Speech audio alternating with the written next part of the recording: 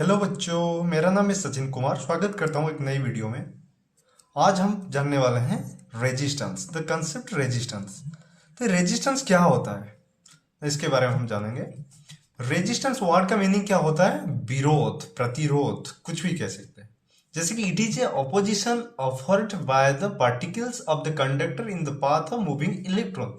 हम सबको पता है इलेक्ट्रिसिटी व इलेक्ट्रिक करंट जो होता है, हम क्या कहते हैं? Electric charge, electric current. हमने पढ़े थे इलेक्ट्रिक करंट क्या था? Moving of electric charge. Charge मतलब electrons, the flow of electron is called electric current.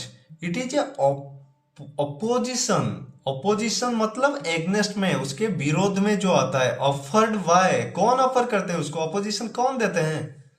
आपके रिश्तेदार की तरह उनको ऑपोजिशन कौन देते हैं ना? Particles of the conductor. जिस कंडक्टर के अंदर ये मूव करते हैं इलेक्ट्रॉन, उसकी जो पार्टिकल्स है। पार्टिकल्स मतलब क्या होता है? कंडक्टर के अंदर क्या क्या पार्टिकल्स होते हैं हमको पता है। जितने सारे कंडक्टर्स है, मेटल्स है, कंडक्टर्स के अंदर क्या क्या पार्टिकल्स हो सकते हैं? पॉसिबिलिटी क्या है? Particles of conductor. यहां पे अगर हम देखने चाहेंगे particles of conductor, particles of conductor में आएंगे इलेक्ट्रॉन, प्रोटॉन, न्यूट्रॉन, तो और ढेर सारे हैं। ये सारे हैं particles of electron, sorry particles of conductor. ये सारे पार्टिकल्स ऑफ कंडक्टर क्या करते हैं ना? ऑपोजिशन, ऑफर करते हैं, विरोध करते हैं। किसको ना? मूवमेंट ऑफ इलेक्ट्रॉन को। जो इलेक्ट्रॉन मूव करता है इसके अंदर, उसको कौन विरोध करते हैं ना? Particles of conductor. कभी कभी क्या होता है ना, इनकी जाने के रास्ते पे, राहों पर क्या मिल जाते हैं इनको? ढेर सारे ऑपोजिशंस, ढेर सारे पार्टिकल्स। कभी कभी ये किसी पार्टिकल्स के अंदर घुस कर जाते हैं, किसी साइड से जाते हैं, किसी से टकरा कर जाते हैं, लेकिन इलेक्ट्रॉन जिद नहीं छोड़ते जाने का। इलेक्ट्रॉन फ्लो करते हैं, इसलिए करंट भी दौड़ता है कंडक्टर के अंदर। लेकिन आप क्या करते हो? छोड़ देते हो ट्रैक। अगर नहीं हुआ, एक बार फिर मेरा आपने छोड़ दिया, बट इलेक्ट्रॉन से कुछ सीखो। नहीं छोड़ता, जाना नहीं छोड़ता, उसको भी बाधाएं मिलते हैं। आपको ये समझ में आ गया होगा कि इलेक्ट्रॉन की लाइफ में इतना भी आसान नहीं है, उसको भी मूव करना पड़ता है, इसलिए स्ट्रगल करना पड़ता है।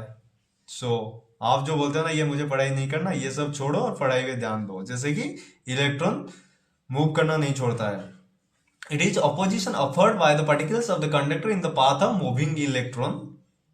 इट इज डिनोटेड आज, इसको हम कैसे लिखते हैं? क्या डिनोट करते हैं ना? रेजिस्टेंस को हम आर, कैपिटल आर से डिनोट करते हैं। और उसका एसआई यूनिट जो होता है क्या होता है ना? ओम। ओम होता है।